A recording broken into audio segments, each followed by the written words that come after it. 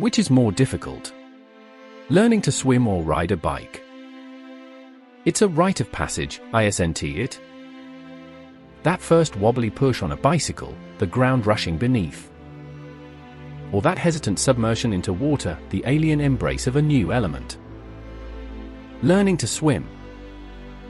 Learning to ride a bike.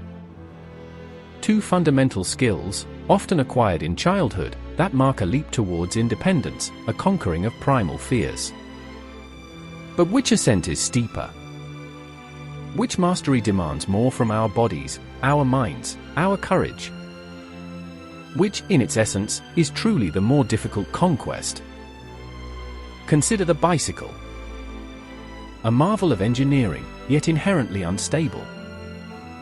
It demands a symphony of balance, a constant, almost unconscious negotiation with gravity. The initial attempts are a comedy of errors, aren't they? The scraped knees, the sudden, jarring stops, the desperate flailing for equilibrium. Your brain, accustomed to the stability of 2 feet firmly on the ground, screams in protest. It fights the lean, mistrusts the momentum. The difficulty here is not just physical. It's a mental recalibration. You must learn to trust the machine, to surrender to the physics of motion. To understand that speed, counterintuitively, can be your ally, that a subtle shift in weight can mean the difference between a smooth glide and a painful tumble. It's a battle against ingrained reflexes, a rewriting of your body's instinctual responses to perceived danger.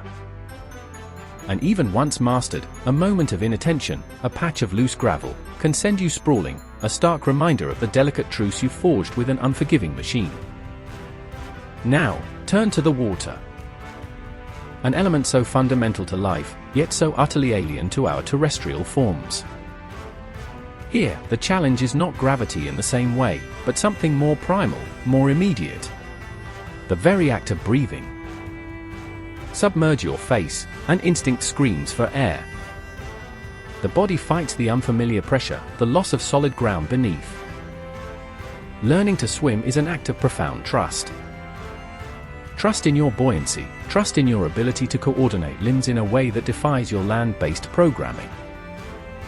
It's about rhythm, timing, the controlled expulsion of air, the precise angle of a hand entering the water. Panic is the ever-present enemy, a cold serpent that can coil around your chest, turning gentle ripples into monstrous waves. Each stroke is a victory over the innate fear of drowning, a fear wired deep within our ancient brain. You are, in essence, learning to operate in an environment actively hostile to your natural state. So, where does the greater difficulty lie? With the bike, the danger is often immediate, visible, the scraped skin, the twisted ankle. The fear is of impact, of falling. With swimming, the danger can feel more insidious, more absolute. The fear is of submersion, of suffocation, of being overwhelmed by an element that offers no purchase, no respite if your technique falters. Consider the learning curve. Many master the basics of bike riding in a matter of hours or days. The aha moment of balance, once achieved, tends to stick. But swimming? For some, it can be a longer, more arduous journey. The fear of water can be a formidable psychological barrier, far harder to dismantle than the fear of a simple fall. The nuances of different strokes, of efficient breathing, can take years to truly refine.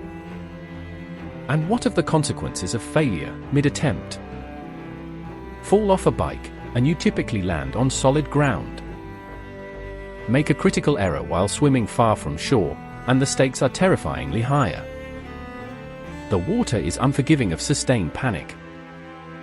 Perhaps the difficulty isn't merely in the physical mechanics, but in the nature of the fear each activity provokes. The bike challenges our sense of balance, our control over a man-made contraption. Swimming challenges our very survival instincts, our ability to adapt to an environment where our most basic need, air, is not freely given. One could argue that riding a bike is learning to command an object. Learning to swim is learning to negotiate with an element, to become a part of it, to flow with its current rather than simply dominate it. And what if the difficulty is not inherent in the task, but in the individual? In their innate coordination, their past experiences, their psychological makeup. For one, the bike is an intuitive extension of self. For another, the water feels like a natural embrace. The true terror for one might be a minor hurdle for another. The question, then, becomes less about a universal hierarchy of difficulty, and more about a personal confrontation with our limitations, our fears, and our capacity to adapt and overcome. Each requires a unique form of courage, a distinct rewiring of instinct. So, which is more difficult? The answer, perhaps, lies not in the bike path or the swimming lane, but within the intricate, unseen landscape of the human spirit facing a new, and potentially perilous, frontier. One requires you to conquer gravity on land. The other, to surrender to, and then master, a realm where gravity plays by entirely different rules, and where your next breath is never truly guaranteed.